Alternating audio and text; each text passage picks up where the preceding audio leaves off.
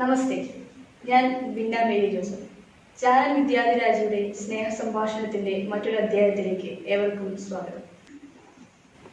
ഗാന്ധിജിയുടെ കേരള സന്ദർശനത്തിന് ഇന്ന് 100 വർഷം തികയുകയാണ്. ഈ അവസരത്തിൽ തികഞ്ഞ ഗാന്ധിയനും പരിസ്ഥിതി പ്രവർത്തകനും മാതൃകാ അധ്യാപകനും എന്ന രീതിയിൽ പ്രശസ്തി ആർജിച്ച നമ്മുടെ വിദ്യാലയത്തിന്റെ യോഗ പരിശീലകൻ കൂടിയായ ശ്രീ TM വർഗീസ് സാർ നമ്മോടൊപ്പം ചെയ്യുകയാണ്. ഗാന്ധിയൻ ആദർശത്തിലേക്ക് സാർ എങ്ങനെയാണ് കടന്നു വന്നത്? അതിനുണ്ടായ പ്രചോദനം എന്തെല്ലാമാണ്? പിന്നെ ഞാൻ ഒരു ഗാന്ധിയൻ ആദർശത്തിലേക്ക് നോക്കി നടക്കുന്ന ഒരാളാണ്.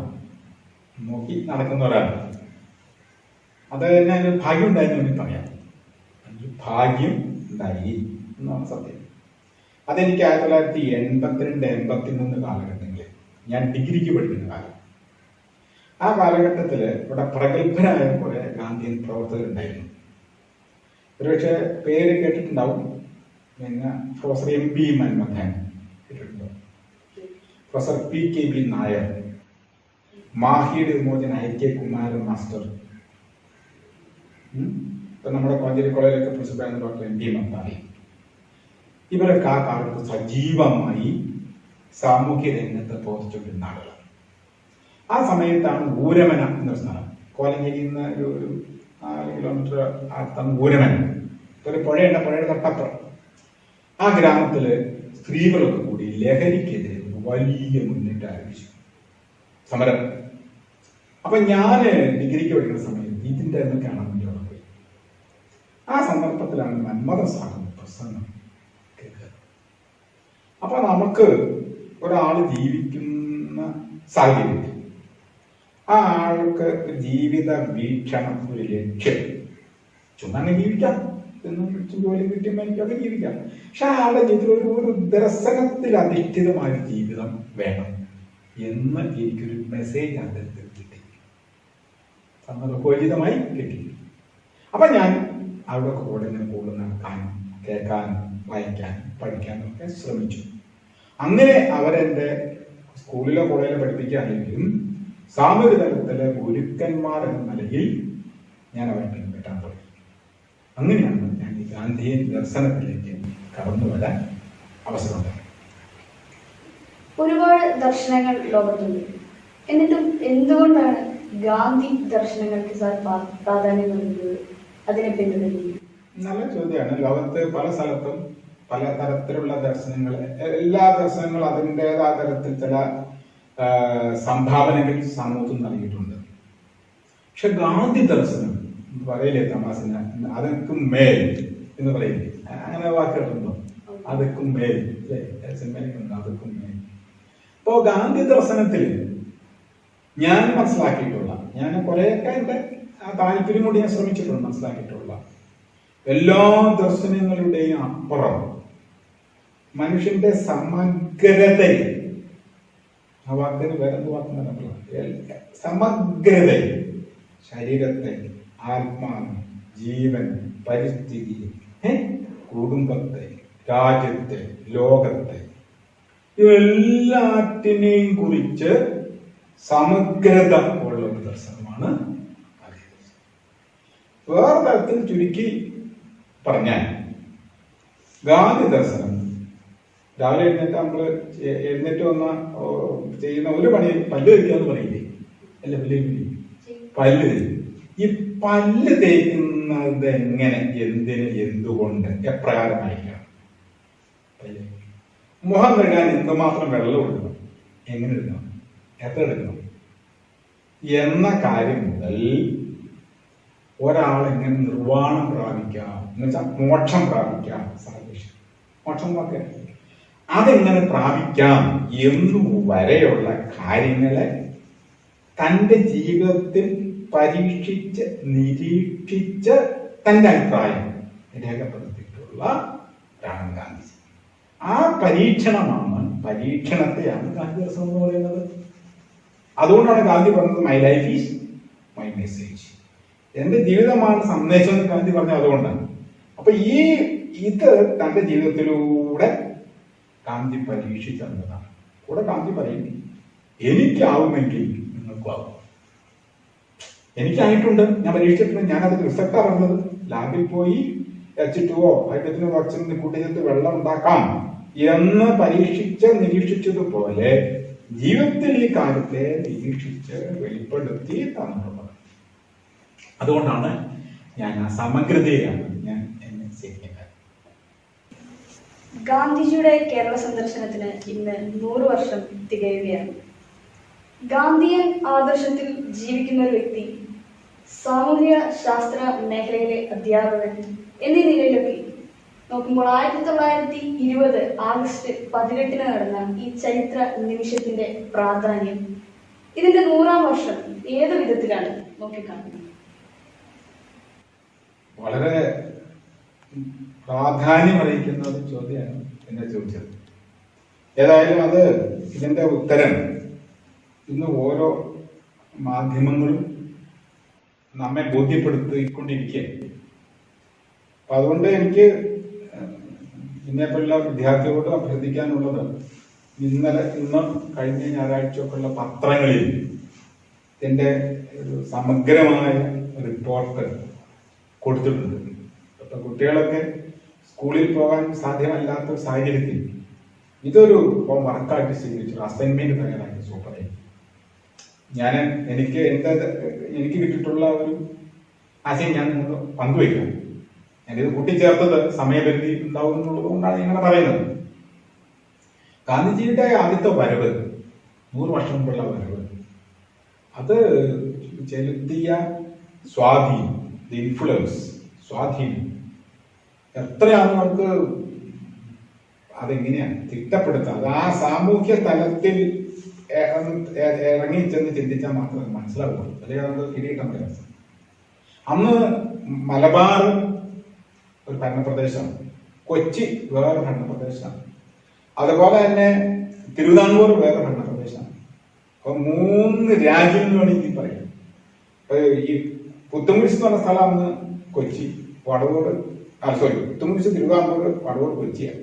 ഒരു ചെറിയ കലങ്ക് പാലക്കാട്ട് കടന്ന രാജ്യം നാട് കിടക്കുന്നത് ഇന്ന് കൊണ്ടു.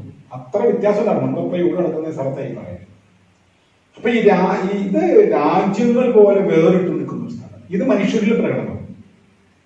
ഒരു രാഷ്ട്രത്തിന്റെ സ്വാതന്ത്ര്യത്തില് ഏറ്റവും പ്രധാനപ്പെട്ട കാര്യം എന്ന് പറയുന്നത് ആളുകളുടെ യൂണിറ്റിയാണ്, ഐക്യം, ഞങ്ങളുടെ രാജ്യം എന്നുള്ള തോന്നലാണ്.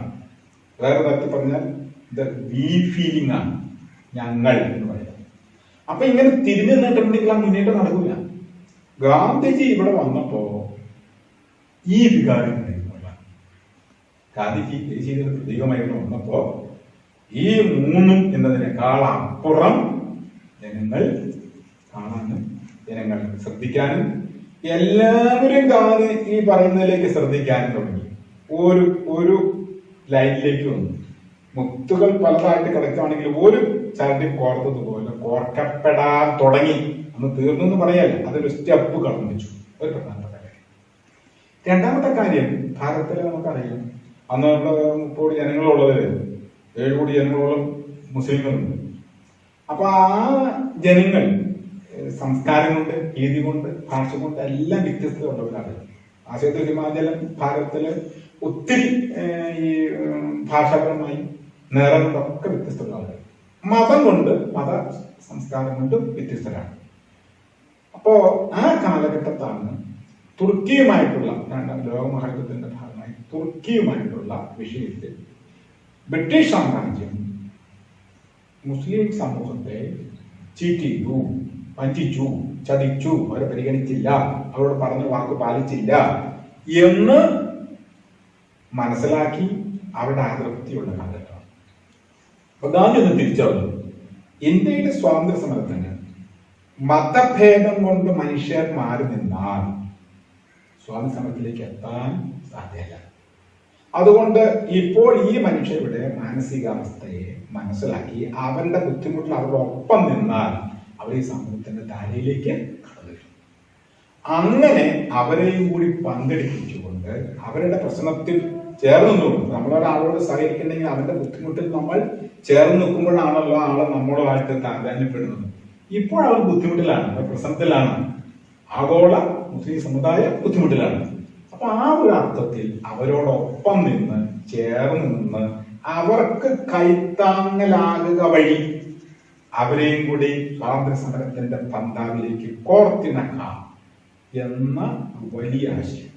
അത് ഭാവിയിൽ ഇവിടത്തെ വിവിധ സമുദായങ്ങളിൽ നിന്നുള്ള ഐകമത്യത്തിന് അല്ലെങ്കിൽ കൂടിച്ചേരലിന് അല്ലെങ്കിൽ ബന്ധത്തിന്, ആ ബന്ധത്തിന്റെ ആഴത്തിനൊക്കെ കാരണമാകും എന്നുള്ള ചിന്ത അതിനൊരു പറ്റിയ സന്ദർഭമാണെന്ന് മനസ്സിലാക്കിയിട്ടാണ് ഗാന്ധി ഖിലാഫത്ത് മൂവ്മെന്റുമായിട്ട് സഹകരിച്ച് അതിന്റെ ഒപ്പം നീങ്ങി ഈ ആളുകൾ നടത്താനായിട്ട് കാരണമായി. അപ്പൊ അതൊന്നാമത്തെ കാര്യം മനസ്സിലായി. മൂന്നാമത്തെ കാര്യം, ഗാന്ധിയുടെ സമരത്തിന്റെ പ്രത്യേകതയൊക്കെ ഒന്ന് പഠിക്കാൻ പറ്റിയൊരു സമയമാണിത്. ഗാന്ധിജി ബ്രിട്ടൻ നമ്മൾ ഭരിക്കുന്നു, ബ്രിട്ടൻ നമ്മൾ നാദായി എടുക്കുന്നു, ഇവിടെ നിന്ന് ലങ്കാഷറിലേക്ക് പഞ്ഞു കൊണ്ടുപോകുന്നു, തുണിയാക്കി ഇവിടെ കൊണ്ടുവന്ന് വിൽക്കുന്നു, നമ്മുടെ പൈസ മേടിച്ച് നമ്മ ഭരിക്കാൻ. വളരെ വളരെ എത്ര രാഷ്ട്രതന്ത്രജ്ഞനായിരുന്നു ഗാന്ധിജി. നമ്മൾ നൂറ്റ നൂലുകൊണ്ട്, നമ്മൾ നെയ്ത തുണി കൊണ്ട്, നമ്മൾ നൂറ്റ തുണി കൊണ്ട് നമ്മുടെ സാധാരണ പാവപ്പെട്ടവരുടെ വീടുകളിൽ ഈ നൂറ്റ തുണി നെയ്യുമ്പോൾ ബ്രിട്ടീഷുകാർ കൊണ്ട് തന്നെ തുണി മേടിക്കണ്ട. അപ്പൊ ഇത് ഗുണം കിട്ടും, ഇവിടെ തുണി ചെലവാകും. അപ്പൊ എന്ത് ഗുണം കിട്ടും? ഇവിടുത്തെ സ്ത്രീകൾ നെയ്യുന്ന നൂല് ചെലവാകും. അപ്പൊ എന്ത് ഗുണം കിട്ടും? ഇവിടെ സ്ത്രീകൾ നെയ്യുന്ന തുണിക്ക് ചെലവ് കിട്ടും. അപ്പൊ എന്ത് ഗുണം? അവരെ വീട്ടിൽ പൈസ കിട്ടും. അപ്പൊ നമ്മൾ ഈ ഖാദി വസ്ത്രം ധരിക്കാൻ തയ്യാറായാൽ അതുവഴി ഇവിടത്തെ കോടാനും എങ്ങളുടെ വീട്ടില് ഭക്ഷണത്തിന് വക കിട്ടും. അപ്പൊ ഞാൻ വസ്ത്രം ധരിക്കുന്നതും ഈ നാട്ടിലെ സാധാരണക്കാരൻ ഒരാളുടെ സഹായത്തിന് ഉപകരിക്കണം എന്ന ദർശനത്തിന്റെ ഫലമായിട്ട് ആ വസ്ത്രം ഉപേക്ഷിക്കാൻ പറഞ്ഞു. രണ്ട്, അവരുടെ സ്കൂളുകളോ ബ്രിട്ടീഷുകാരുടെ സ്കൂളുകളോ, നിങ്ങൾ ആ സ്കൂളിൽ പോകണ്ട, സംസാരിക്കാൻ പറ്റും. നമ്മുടെ നാട്ടിൽ സ്കൂളിൽ പോയാൽ മതി, ബ്രിട്ടീഷുകാരുടെ സ്കൂളിൽ പോകണ്ട. വക്കീലന്മാർ പറഞ്ഞേ ഇനി ബ്രിട്ടീഷുകാരുടെ കോടതി പോകണ്ട, നമുക്ക് നാട്ടു കച്ചേരി ഉണ്ടാക്കിയിട്ട് പ്രശ്നം തീർക്കാന്നേ, ബ്രിട്ടീഷുകാരുടെ കോടതിയിൽ പോയി കച്ചേരിക്ക് പോകണ്ട, ആ പ്രശ്നത്തിൽ പോകണ്ട. ഇങ്ങനെ ബ്രിട്ടീഷുകാരെങ്ങനെയൊക്കെ നമ്മുടെ ഭരണ തലങ്ങളിൽ നമ്മെ സ്വാധീനപ്പെടുത്തി, സാമ്പത്തിക തലം സ്വാധീനപ്പെടുത്തി ഉപയോഗപ്പെടുത്തിയിരുന്നു, അതിൽ നിന്നെല്ലാം വിടുക, നിസ്സഹിക്കുക, വിട്ടുപോരുക. അങ്ങനെ വിട്ടുപോരാൻ ഗാന്ധിജി ആഹ്വാനം ചെയ്തു. ഈ ആഹ്വാനം അന്ന് കടപ്പുറത്ത് മുഴങ്ങിക്കേട്ടു. നൂറുകണക്കിന് ആളുകൾ ആവേശഭരിതരായി. ഇനി ഞങ്ങളുടെ ഈ നാട്ടിലെ പാവപ്പെട്ടവർ നെയ്ത തുണിയാണ് ഞങ്ങൾ ധരിക്കുന്നത് എന്ന് തീരുമാനിച്ചു. മനസ്സിലായി? അപ്പൊ ആ അർത്ഥത്തിൽ ഈ ഒരു ബോധം, ഇത് രണ്ട് രീതി സംഭവിച്ചു. ഒന്ന്, ഭാരതത്തിലെ ജനങ്ങളിൽ ഈ അവബോധം ഉണ്ടാക്കാൻ കാരണം. ഈ അവബോധം ഓട്ടോമാറ്റിക് ആയിട്ട് സ്വാഭാവികമായി ബ്രിട്ടീഷ് ആധിപത്യത്തിനെതിരെയുള്ള ഒരു വലിയ വെപ്പണായി മാറി. വലിയ വെപ്പണായിട്ട് വലിയൊരു മുന്നേറ്റമായിട്ട് മാറി. അങ്ങനെ ബ്രിട്ടീഷ് ആധിപത്യത്തിന്റെ ആ പ്രൗഢിക്ക് മേൽ നടത്തിയ വലിയൊരു കൊട്ടായിരുന്നു ഈ മുസ്ലിം പ്രസ്ഥാനം പറയുന്നത്. അത് ഗാന്ധിജിക്ക് കോഴിക്കോട് വന്നപ്പോൾ ഈ കേരള ജനതയെ ഉണർത്താനും ചിത്രപ്പള്ളിയിൽ നിന്നാണ് അദ്ദേഹം വരുന്നത്. അപ്പൊ ആ പോകുന്ന വഴിക്കൊക്കെ ലക്ഷക്കണക്കിന് ആളുകൾ അദ്ദേഹത്തെ കാണാൻ പറ്റുന്നത്. അദ്ദേഹത്തിനെ ഒന്ന് കാണുക വഴി കിട്ടുന്ന ഒരു ബോധ്യം ഇതൊക്കെയാണ്. നമ്മൾ ഈ ഗാന്ധിജി എന്ത് ആശയങ്ങളാണോ മുന്നിലേക്ക് വെച്ചിട്ടുള്ളത്, ആ ആശയങ്ങളെ അറിയാതെ ഉള്ളിലേറ്റി തിളക്കി മറിച്ച് വിടുന്ന ഒരു സാഹചര്യം ഉടലെടുക്കാൻ സാധിച്ചു. അങ്ങനെ 100 വർഷം മുമ്പ് ഗാന്ധിജി നമ്മുടെ കേരളത്തിൽ അന്ന് കാലുകുത്തുമ്പോ ഇത് വെറൊരു കാലുകുത്തലായിരുന്നില്ല. മനസ്സിലായോ? ഒരു കാരണം പറഞ്ഞാൽ അതിനെ ചുരുക്കാം, ബാക്കി ഇങ്ങനെ ഒത്തിരി പഠിക്കാൻ ഒരു പഠനാത്മകമായിട്ട് സ്വീകരിക്കണം. മറ്റൊന്ന്, ഞാൻ ഏറ്റവും പറഞ്ഞു വെച്ചതിന്റെ ഭാഗം, ഈ ഒരു രാഷ്ട്രത്തിന് ഏറ്റവും ആദ്യം വേണ്ടത് സ്വാതന്ത്ര്യത്തിന് മോഹിക്കുന്ന, സ്വാതന്ത്ര്യം ദാഹിക്കുന്ന ഒരു ജനത ആദ്യം വേണ്ടത് ഐക്യപ്പെടുക എന്നുള്ളതാണ്. ഒന്നിച്ചു നിൽക്കാൻ പോകുന്നത്. അന്ന് 20,000-ഓളം പേരാ ഒറ്റ പ്രസംഗം കേൾക്കാൻ വന്നത് കടപ്പുറത്തേ. ഇന്നത്തെ പോലെ മൈക്കിംഗ് സീറ്റ് ഒന്നും ഇല്ലല്ലോ. പക്ഷെ അത്രയും ആളുകൾ കടപ്പുറത്ത് വന്നിട്ട് പ്രസംഗം കേൾക്കണം. ഈ പ്രസംഗത്തെ, ഈ ജനതയെ ഒന്നിച്ചു നിർത്തുക എന്ന് പറയുന്ന ഒരു വല്ലാത്ത മാസ്മര ശക്തി ഗാന്ധിജിയുണ്ടായിരുന്നു. അതെന്താന്ന് വെച്ചാൽ ഗാന്ധിജി പറഞ്ഞ സത്യം. വേറെ ഒന്നും അദ്ദേഹത്തിന്റെ പ്രസംഗത്തിലോ തേറ്റൊരു പ്രസംഗം ഒന്നും പറ്റില്ല. അദ്ദേഹം ശ്രദ്ധേയമായ പ്രസംഗങ്ങൾ പറഞ്ഞതാണ് അദ്ദേഹത്തിന്. പക്ഷേ ആ സത്യത്തിൽ അധിഷ്ഠിതമായ വാക്കുകൾ ഉണ്ടല്ലോ, അത് ആളുകളെ ഇങ്ങനെ സ്പേർ ചെയ്തു, പ്രചോദിതരാക്കി എന്ന് പറയാം. അപ്പൊ അങ്ങനെയാണ് കോഴിക്കോട് ആ സമയത്തില് ദേശീയ ഐക്യത്തിന്റെ ഒരു വലിയ ശക്തി വളർത്തിയെടുക്കാൻ കഴിയും. ദേശീയ ഐക്യത്തെ ശക്തി വളർത്തിയെടുക്കാനായിട്ട് കഴിഞ്ഞു എന്നതോടൊപ്പം തന്നെ അതിന് ബന്ധപ്പെട്ടിട്ട് അതുപോലെ പത്രങ്ങള്, എഴുത്തുകാര്, കവികൾ ഒക്കെ ഈ ദേശീയധാരയിൽ പ്രവർത്തിക്കാൻ തുടങ്ങി. അവരിൽ നിന്നൊക്കെ ഈ തരത്തിലുള്ള ഉൽപ്പന്നങ്ങളുണ്ടായി. വള്ളത്തോൾ മഹാകവി വരെ മനസ്സിലായി. അവരൊക്കെ ഇങ്ങനെ എഴുതാനും ഇതെല്ലാം ഈ ദേശീയ ബോധത്തെയും സ്വാതന്ത്ര്യ സമരത്തെയും സമ്പുഷ്ടമാക്കിക്കൊണ്ടിരുന്നു. അങ്ങനെ ഈ ഗാന്ധിജിയുടെ ഒരു പാദസ്പർശ എന്ന് പറയുന്ന ആ സംഗതിയിൽ നിന്ന് ഒരു 100,000 പൂക്കൾ അതെല്ലാം ഇന്ത്യൻ സ്വാതന്ത്ര്യ സമരത്തിലും ദേശീയ ഐക്യത്തിനും കാരണമായി. അതാണ് ചുരുക്കി പറഞ്ഞാൽ ഈ 100 വർഷം മുമ്പ് ഗാന്ധിയുടെ കോഴിക്കോട്ടുള്ള സന്ദർശനം കൊണ്ട് സാധ്യതമായത്. ഇന്ത്യൻ ദേശീയ പ്രസ്ഥാനത്തിന്റെ സമരാധ്യായത്തിൽ കേരളത്തിന്റെ സാന്നിധ്യം ഉറപ്പിക്കുവാനായിട്ട് ഗാന്ധിജിയുടെ ഈ സന്ദർശനത്തിന് സാധിച്ചു എന്നുള്ളത് വ്യക്തമാണ്. അപ്പോൾ 1920 മുതൽ നടന്ന നിസ്സഹകരണ സമരം, ഉപ്പ് സത്യാഗ്രഹം, സ്വദേശി പ്രസ്ഥാനം, ഇതിനൊക്കെ ഈ സന്ദർശനം നൽകിയ ഊർജം എത്രമാത്രമാണ്? ഇത് വളരെ വലിയ തുടക്കമായി. നമ്മൾ പറയില്ലേ, തുടക്കം നന്നായാൽ നന്നായി. ഇതൊരു തുടക്കമായി. ഞാൻ ഗാന്ധിയുടെ സത്യാഗ്രഹ സ്ഥലത്ത് പോയിട്ടുണ്ട്. അവിടെ അന്ന് പങ്കെടുത്ത സത്യാഗ്രഹങ്ങളെല്ലാം സ്റ്റാച്ചു കൊണ്ട് ഉണ്ടാക്കി. അതിങ്ങനെ നിസ്സായി മുന്നോട്ട് നടന്നു പോകുന്നതായിട്ട് ഗാന്ധി അല്ലെങ്കിൽ കേരളത്തിൽ നിന്നുള്ളവരെ കാണുമ്പോൾ നമുക്ക് നമ്മുടെ അപ്പോ ഈ ഒരു പ്രധാനപ്പെട്ട കാര്യം ഗാന്ധിജിയുടെ ഈ സന്ദേശങ്ങളൊക്കെ ഈ സ്വാതന്ത്ര്യ സമരത്തിന്റെ ഈ ചീവുളയിൽ ഇട്ട് വരുമ്പോൾ നമ്മളിപ്പോ അടുപ്പിലേക്ക് തീ ഇങ്ങനെ കത്തിക്കാൻ നേരത്ത് ഊതി കൊടുക്കുമ്പോൾ ആ തീ അളിക്കത്തും, കർപ്പൂരം ഇട്ട് കൊടുത്താൽ അത് അളിക്കത്തും എന്നതുപോലെ ഗാന്ധിജിയുടെ ഓരോ വാക്കും സ്വാതന്ത്ര്യ സമരത്തെ ഇങ്ങനെ കത്തിക്കുമെന്ന് ജനം സ്വാഭാവികമായിട്ട് ഉൾക്കൊണ്ടു മനസ്സിലാക്കി. ഇപ്പൊ നിസ്സാര ഒരു കാര്യമാണ് ഉപ്പ് എന്ന് പറയുന്നത്. നമ്മൾ സാധാരണക്കാർക്കാർക്കും അത്ര പെട്ടെന്ന് ചിന്തിക്കാൻ സാധിക്കുന്ന കാര്യമല്ല. ഉപ്പ് ബ്രിട്ടീഷുകാര് കടലിൽ തീർത്തെടുക്കുന്ന അതിന്റെ കടപ്പെടുത്തുന്ന ഉപ്പ് ഇങ്ങനെ കയറി കിടക്കുന്നതാണ്. ഉപ്പ് വെള്ളം പറ്റിട്ട് കിടക്കുന്നത്. അപ്പൊ ആ ഉപ്പ് നമ്മൾ വാരി എടുക്കുന്ന ഉപ്പ് അത് നമ്മുടെ മണ്ണിലുണ്ടാകുന്ന സാധനം, നമ്മുടെ മണ്ണിൽ ഇവിടെ ഉണ്ടായ സാധനം. ആ ഉപ്പ് നമ്മളെടുക്കണതിന് നമ്മൾ നീതി കൊടുക്കണം എന്ന് ബ്രിട്ടീഷുകാർ തീരുമാനിക്കും. അപ്പോ ഗാന്ധി ആ നിയമത്തിനെതിരെ സമരം ആരംഭിക്കുക. അതിന്റെ ഒരു പ്രധാനപ്പെട്ട സമരം ഡൽഹിയിൽ ഗാന്ധിജി അടുത്ത സമരം അതിന്റെ കടന്നു. അപ്പോ ആ സമരത്തിൽ നിസാരം ഒരു വിലയും നമുക്ക് തോന്നിക്കാത്ത ഇന്ന് ഒരു ഉപ്പ് അതിരവില കൂടെ സാധനമല്ലേ, മറ്റുള്ള സാധനങ്ങൾക്ക് അപേക്ഷിച്ച് ഉപ്പിനാണ് വില കുറവ്.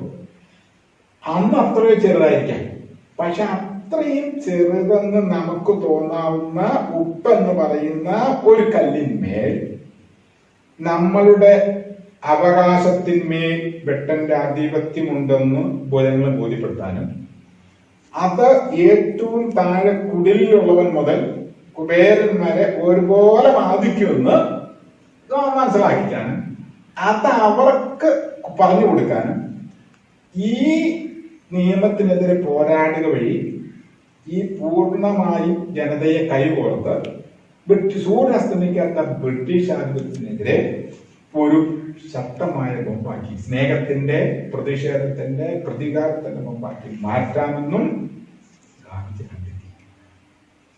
അങ്ങനെ ഓരോ സ്റ്റെപ്പിലും 2 കാര്യം ഗാന്ധിജി അപ്പോൾ ചെയ്തു.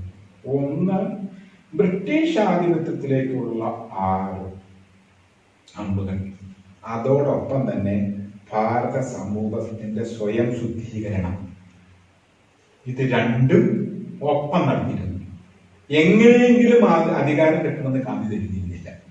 ഈ സമൂഹത്തില്, ഈ രാഷ്ട്രത്തിൽ എന്തൊക്കെയാണ് ഒരു സമൂഹത്തിന്റെ, നല്ല സമൂഹത്തിന് വിരുദ്ധമായിട്ടുള്ളത്? ഉദാഹരണം, അയിത്തം, അജ്ഞത, ശുചിത്വമില്ലായ്മ, പട്ടിണി, ഇങ്ങനെയുള്ള എന്തെല്ലാം കാര്യമാണ് ഒരു സമൂഹത്തെ ദോഷകരമായി ഇവിടെ വായിച്ചുകൊണ്ടിരിക്കുന്നത്, അതിൽ നിന്നുള്ള എല്ലാ മോചനവും കൂട്ടി ചേർത്ത് അതിനെ പരിഹരിച്ചുകൊണ്ടുള്ള മുന്നേറ്റങ്ങളാണ് അതിനകത്ത്. അപ്പൊ ഇത് ഒന്നിനോട് ചേർത്ത് ചേർത്ത് ചേർത്ത് ചേർത്ത് മനോഹരമായ ഒരു സൗധം പോലെയാണ് ഗാന്ധിജി സമരത്തെ മുന്നോട്ട് കൊണ്ടുപോയി. ജനങ്ങൾ ഗാന്ധിജി സമരം നടത്തി ജനങ്ങൾ പക്വതയോടെ ചെയ്യുന്നുണ്ടെങ്കിൽ സ്റ്റോപ്പ്, നിർത്താൻ പറഞ്ഞിട്ടുണ്ട്. എങ്ങനെയും അധികാരം മേടിക്കാൻ തത്വമായിരുന്നു ഒരു സംഭവം ഉണ്ടായപ്പോ നിർത്തിക്കൊള്ളാൻ പറഞ്ഞു. അവസാനം അതിന്റെ അവസാന സന്ദർഭത്തിലാണ് ക്വിറ്റ് ഇന്ത്യ ബ്രിട്ടൻ ഇന്ത്യ വിടുക എന്നുള്ള കാര്യം ആ തരത്തിലേക്ക് ജനതയെ ഒരുക്കിയെടുക്കാൻ. ജീവിതത്തിൽ സമ്പൂർണമായും ആവിഷ്കരിക്കുവാൻ സാധ്യമാകുന്നതാണ് ഗാന്ധി തത്വങ്ങൾ. ഇക്കാലത്ത് ഗാന്ധിജിയുടെ ദർശനങ്ങൾക്ക് എത്രമാത്രം പ്രാധാന്യമുണ്ട്? വളരെ നല്ലൊരു ചോദ്യമാണ്. ഇപ്പൊ ചോദിച്ചെന്തോന്നാണ് നമ്മളോടൊന്ന് ചോദിച്ചേ, ജീവിതത്തിൽ പ്രാവർത്തികമാക്കുവാൻ സാധിക്കുമോ ഗാന്ധിയൻ ദർശനങ്ങള് എന്ന് അല്ലേ? അതല്ലേ ഇപ്പൊ ചോദിച്ചത്. ഗാന്ധിയൻ ദർശനങ്ങളെ ജീവിതം പ്രാവർത്തികമാക്കാൻ സാധിക്കുമോ ചോദ്യം. ഇത് നമ്മളെ ചോദിക്കേണ്ട ഒരു ചോദ്യമാണ്. ഇതാണെന്ന് എല്ലാവരും ചോദിക്കേണ്ടത്. അപ്പൊ ഞാൻ എന്നോട് തിരിച്ചൊരു ചോദിക്കാം. ചോദിച്ചോട്ടെ. അതെങ്ങനെയാണ് നമ്മൾ പിന്നീട് ഇത്രയും കാലത്തുള്ള വിദ്യാഭ്യാസത്തിന്റെ അറിവിലൊക്കെ സന്ദർഭത്തിൽ ഗാന്ധി ദർശനത്തിൽ ഏതാണ് അപ്രായോഗികമായിട്ടുള്ളത്? ഓർമ്മ പറയാം, അതൊന്ന് പറയാം. ഏത് ഓർമ്മ സാറേ ഇന്നത് പ്രായോഗികമാണോ എന്നൊന്ന് ചോദിക്കാം. ഏതാണ് അപ്രായോഗികമായിട്ടുള്ളതെന്നൊന്ന് പറയാം.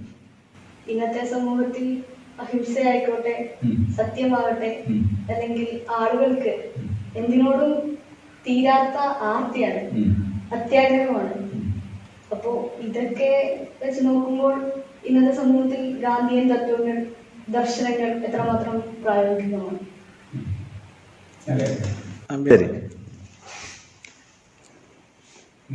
ചോദിച്ച കുറെ കാര്യങ്ങളല്ലേ, അഹിംസ, സത്യം.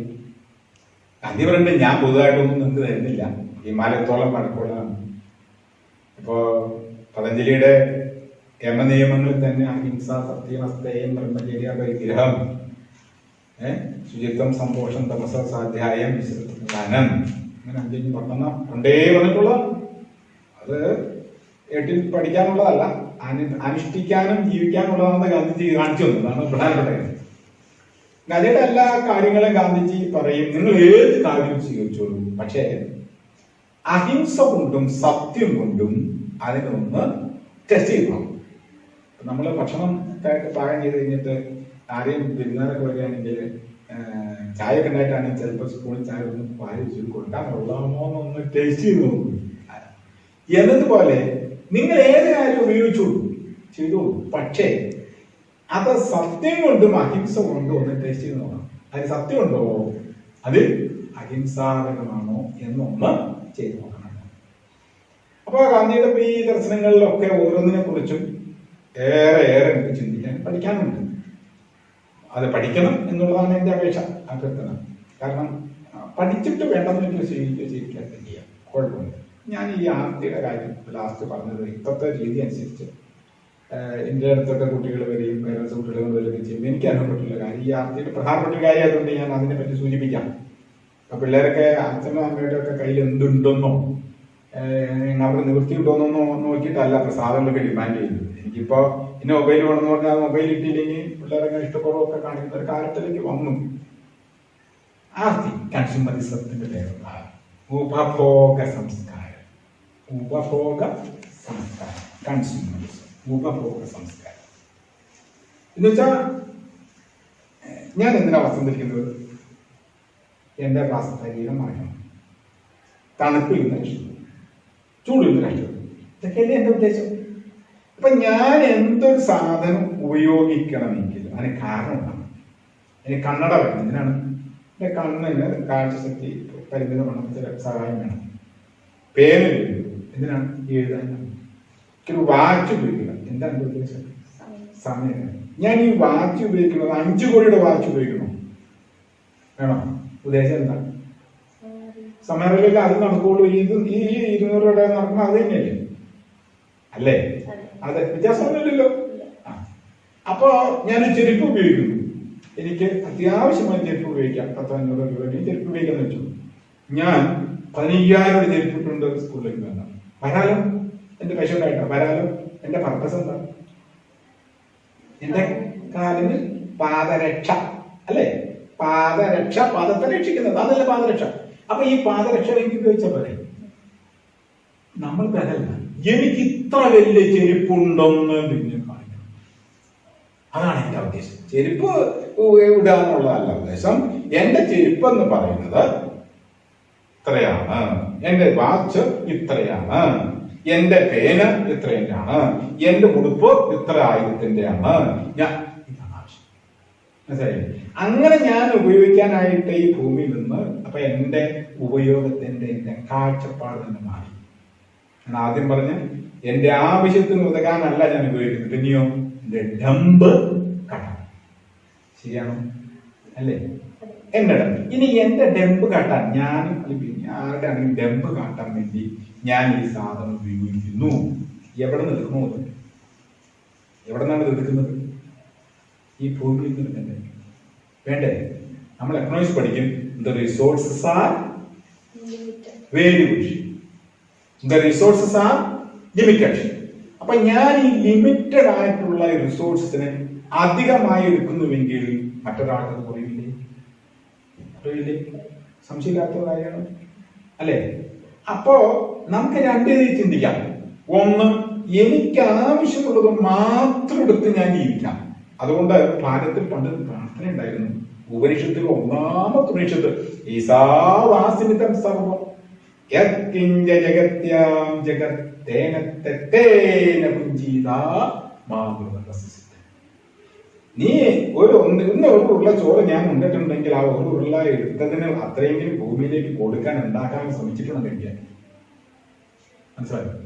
അല്ലെങ്കിൽ കള്ളനാണ് ഞാൻ. അതുകൊണ്ട് അധ്വാനിക്കാതെ ഭക്ഷണം കഴിക്കുന്നത് കള്ളനാണ്. ഈ പ്രശ്നം ഭൂമിയിലെ സർവ്വ പ്രശ്നം തീർന്നു. എല്ലാവരും അധ്വാനിക്കും. ഏറ്റവും ചെറിയവൻ മുതൽ ഏറ്റവും പ്രായം വരെ ഏറ്റവും സ്ഥാനത്തിരിക്കുന്നവർ അധ്വാനിക്കുന്നവർക്ക് വെയിലുകൊള്ളിയും വേർക്കുകയും അധ്വാനിക്കുന്നത് നോക്കി. അതല്ല ഇവിടെ കുട്ടികളെ പഠിപ്പിക്കേണ്ടത്. ശരിയാണ്. ഇപ്പൊ നമ്മുടെ കുട്ടികളെ എന്താ ചെയ്യുന്നത്? പറമ്പിൽ പണിയെടുത്തുകൊണ്ടിരിക്കുന്ന ആ സന്ദർഭത്തിൽ സാറ് പറഞ്ഞ ഓടും. കാരണം പണിയെടുക്കുന്നത് മോശമാണെന്ന് സാറിന് തോന്നിയില്ലോ നോക്കിട്ടാണ്. ശരിയാണോ? അതേ സമയത്ത് ഞാൻ പണിയെടുക്കുന്നു എന്നതിൽ ആരഭിമാനിക്കണം? ഓരോരുത്തരും അഭിമാനിക്കണം. കുട്ടി അഭിമാനിക്കണം, അധ്യാപകൻ. എന്റെ ഞാൻ പഠിപ്പിക്കുന്ന കുട്ടി പണിയെടുത്ത് ജീവിക്കുന്നുള്ള ആരഭിമാനിക്കണം? അധ്യാപകൻ അഭിമാനിക്കണം. അപ്പൊ ഈ ഭൂമിയിൽ നിന്ന് നമ്മൾ ഇങ്ങനെ എടുക്കുമ്പോൾ ലിമിറ്റഡ് ആയതുകൊണ്ട് ഞാൻ അധികം എടുത്താൽ വേറൊരാൾക്ക് കുറയും. ശരിയല്ലേ? ആ ധാർമ്മികതയാണോ? അത് സ്നേഹമാണോ? സ്നേഹമാണോ? ഞാൻ പിന്നൊക്കെ ചായ ഞാനെടുത്ത് കുളിച്ചേച്ച് കൊണ്ട് നിന്നുള്ള സ്നേഹമാണോ? അല്ലല്ലോ. അപ്പൊ മറ്റ് ജീവജാലങ്ങളോട് സ്നേഹമുണ്ടെന്ന് ഒരുത്തം പറയുന്നുവെങ്കിൽ അവൻ മറ്റുള്ളവരെ ചൂഷണം ചെയ്യരുത്. ശരിയാണ്. അവനുള്ളത് എടുക്കരുത്. രണ്ട്, മറ്റു ഒത്തിരി നമുക്ക് മനസ്സിലാക്കാനുണ്ട്. ഗാന്ധി ദർശനം മാത്രമാണ് അത് പറയുന്നുള്ളൂ. ആ കൂടുതൽ സദർശനം പറയുന്നില്ല. ഞാൻ കൽക്കരി കൂടുതൽ വണ്ടി ഓടിക്കുന്നു, എന്താ സംഭവിക്കുക? കൂടുതൽ പുക ഉണ്ടാവുന്നു, കൂടുതൽ ഡീസൽ വേണ്ടി വരുന്നു, കൂടുതൽ ഖനനം നടക്കേണ്ടി വരുന്നു. എന്ത് സംഭവിക്കുന്നു? കൂടുതൽ പുക ഉണ്ടാകുമ്പോൾ അന്തരീക്ഷം മലിനീകരണം ഉണ്ടാകുന്നു, ഓസോൺ ലെയറിന് കേടുപറ്റുന്നു, ഗ്ലോബൽ വാർമിംഗ് ഉണ്ടാകുന്നു, കാലാവസ്ഥ വ്യതിയാനം ഉണ്ടാകുന്നു, ജീവിതം നാശമാകുന്നു. ശരിയാണോ? ശരിയാണോ? ഞാൻ കൂടുതൽ വെട്ടി നിൽക്കുന്ന കാട് എന്താ പ്രശ്നം? ഓക്സിജന്റെ അളവ് കുറയുന്നു, ജീവജാലങ്ങൾ നശിച്ചു പോകുന്നു, പരിസ്ഥിതി നശിക്കുന്നു, കാലാവസ്ഥ വ്യതിയാനം ഉണ്ടാകുന്നു, വെള്ളപ്പൊക്കം ഉണ്ടാകുന്നു, വരൾച്ച ഉണ്ടാകുന്നു, ജീവജാലങ്ങൾ നശിച്ചു പോകുന്നു. ശരിയാണ്. അപ്പൊ ഞാൻ ഈ ഭൂമിയിൽ നിന്ന് ആർത്തി കാണിച്ചാൽ ഈ ഭൂമി നിലനിൽക്കില്ല. അപ്പൊ നമ്മൾ എന്ത് ചെയ്യണം? ആർത്തി ഉപേക്ഷിക്കുക തന്നെ ചെയ്യണം. അപ്പൊ ഗാന്ധിജി പറഞ്ഞു, നിനക്ക് എടുക്കാവുന്നതിന്റെ കുറച്ചു മാത്രം എടുക്കുക. അത് നടക്കുമോന്ന് ചോദിച്ചാൽ ജീവൻ എന്നുള്ള ഒരു ചോദ്യം ഉണ്ട് നമ്മുടെ മുന്നിൽ. നിങ്ങൾക്ക് ജീവൻ നിലനിർത്തണമോ നിങ്ങളുടെ സുഖം തുടരണമോ? ഞാൻ ചോദിക്കാൻ പറ്റും. എന്നോട് ചോദിക്കുകയാണ് ജീവൻ നിലനിർത്തണമോ? ഇവിടെ ഐസ്ക്രീം ഇരിപ്പുണ്ട്, അതൊന്നും കുടിച്ച് മരിക്കണമെന്ന് ചോദിച്ചാൽ നിങ്ങൾ ഐസ്ക്രീം കഴിച്ച് മരിക്കുകയോ ജീവൻ നിലനിർത്തുമോ? ജീവൻ നിലനിർത്തും. അപ്പൊ ഒരേ ചോദ്യം നമ്മുടെ മുന്നിലുണ്ട്. ഒന്ന്, നീ മനുഷ്യ, നീ ഈ ഭൂമിയിലുള്ള സർവ്വ ജീവജാലങ്ങളെയും കൊന്ന് നശിക്കണമോ? നീ സർവ്വ ജീവജാലങ്ങളെയും പരിരക്ഷിച്ചുകൊണ്ട് ജീവിക്കണമോ? It is a question. ഇതിന് ഉത്തരം ഞങ്ങളൊക്കെ ഇപ്പോൾ ഒതുങ്ങാനൊന്നും പറ്റില്ല, ആർത്തി ഞങ്ങൾ തുടരും, ഞങ്ങളെല്ലാത്തിനും കൊന്നു കൊടുക്കും, ഞങ്ങൾ ചാവുന്നാണെങ്കിൽ ഇറ്റ് ഈസ് ഓക്കെ.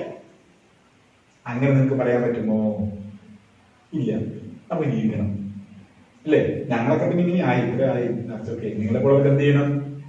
ജീവിച്ചേ പറ്റൂലോ, അല്ലെ? ശരിയല്ലേ? അപ്പൊ നിങ്ങൾക്ക് ജീവിക്കണമെങ്കിൽ എന്ത് വേണം?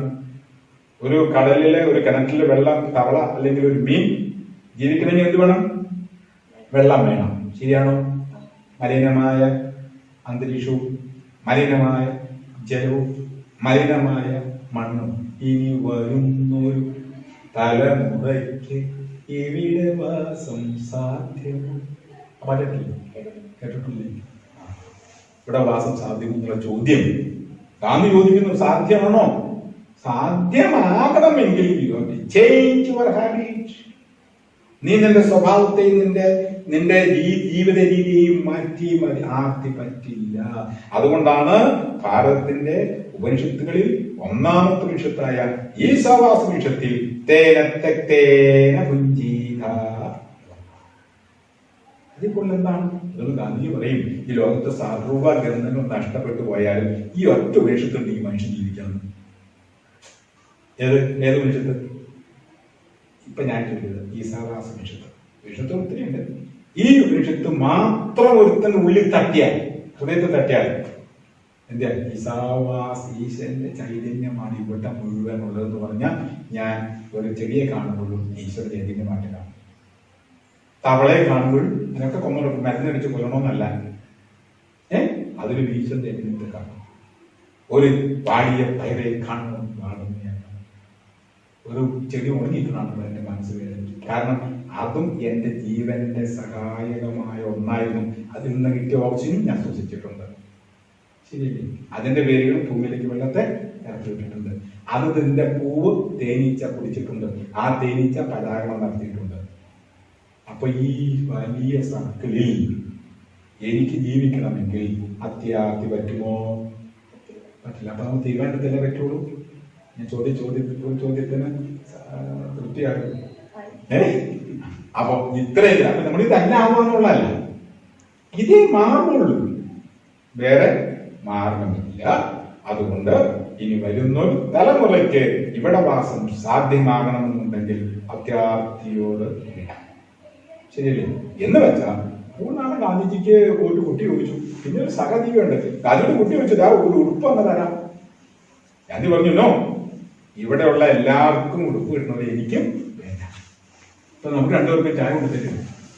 അപ്പൊ എനിക്ക് ചായയില്ല, നിന്നോട് അടുത്തുള്ള ആളുണ്ട് ചായ തന്നു. പിന്നെ എന്ത് പറയും? സാരം വെക്കാതെ എനിക്ക് വേണ്ട. ഇത് സ്നേഹത്തിന്റെ ഭാവമാണ്. എന്റെ കൂടെ താമസിക്കുന്ന, എന്റെ ഒപ്പം നിൽക്കുന്ന ഒരു ഒരു ഒരു മുയലിനും അതിന്റെ കാട് നശിപ്പിച്ചിട്ട് എനിക്ക് ജീവിക്കണ്ട എന്ന് പറയുന്ന അതാണ് പരിസ്ഥിതി സ്നേഹത്തിന്റെ ആഴം. ഒരു ഞാഞ്ഞൂളിനും ജീവിക്കാൻ അവകാശമുണ്ട്. ആ ഞാഞ്ഞൂളിന്റെ നാശം എന്റെ ജീവന്റെ നാശവും കൂടി. അതുകൊണ്ട് ഞാൻ മണ്ണിലേക്ക് വിഷടിക്കുമ്പോഴും എന്റെ മേലേക്ക് വിഷടിക്കണം എന്നുള്ള തിരിച്ചറിവ് പരിസ്ഥിതി സ്നേഹത്തിന്റെ വിശ്വാസം. ഓക്കെ, ഇത് എനിക്ക് അഭ്യർത്ഥിക്കാനുള്ളത് ഇത് എനിക്ക് ഞാനിതിന്റെ ഏറ്റവും പരിമിതി ലൈനിലെ ഏറ്റവും വലിയ നിൽക്കുന്ന ഒരാളല്ല. അതിനെ പറ്റിയൊന്നും പറയാൻ ഞാൻ ആളല്ല. അതെനിക്ക് ഭയത്തോടെ ഞാൻ പറയുന്നത്. പക്ഷെ നിങ്ങൾ നമ്മുടെ മഹാവീർ പാടിയിൽ ചെല്ലുവിൻ ഭഗവാന്മാരൻ ഗുരുവിൻ നികടത്തിൽ അല്ലായിൽ അവിടുത്തെ ചരിത്രം വായിക്കുവിൻ. എന്നെ കണ്ടോണ്ടല്ല, ആ ഗുരുവിന്റെ അടുത്ത് പോകണമെങ്കിൽ അവിടെ തന്നെ പോകണം, അല്ലെങ്കിൽ അവിടെ ചരിത്രം വായിക്കണം. അതിന് പ്രചോദനമാകട്ടെന്ന് മാത്രമാണ് എനിക്ക് പറയാനുള്ളത്. രാജ്യം 74ാമത് സ്വാതന്ത്ര്യ ദിനം ആഘോഷിച്ചു കഴിഞ്ഞിരിക്കുന്നു. ഈ അവസരത്തിൽ ഞങ്ങൾ വിദ്യാർത്ഥികൾ ഏറ്റെടുക്കേണ്ട ദൗത്യം എന്താണ്? ഈ സന്ദർഭത്തിൽ വരും തലമുറയ്ക്ക് വിദ്യാർത്ഥികൾക്ക് ഏറ്റെടുക്കാൻ ഒത്തിരി ചുമതലകളുണ്ട്. അതിൽ ഒന്ന് എന്ന് പറയുന്നത്, ഞാൻ ഇന്ത്യൻ പൗരനാണെന്നുള്ള വിചാരത്തോടെ ജീവിക്കുക. മറ്റെല്ലാ സങ്കുചിതത്വങ്ങളും വിഭാഗീയതകളും വളർന്നു വരുന്നൊരു കാലഘട്ടമാണ്. അതൊക്കെ നിലനിൽക്കണം മനുഷ്യൻ പലരും ആഗ്രഹിക്കുന്നു. പക്ഷെ അതൊക്കെ നിലനിൽക്കണമെന്നുണ്ടെങ്കിൽ ഞാൻ നിങ്ങൾ ജീവിക്കുന്ന ഈ രാഷ്ട്രത്തിന്റെ നിലനിൽപ്പിൽ മാത്രമേ ബാക്കിയൊക്കെ നിലനിൽക്കുള്ളൂ.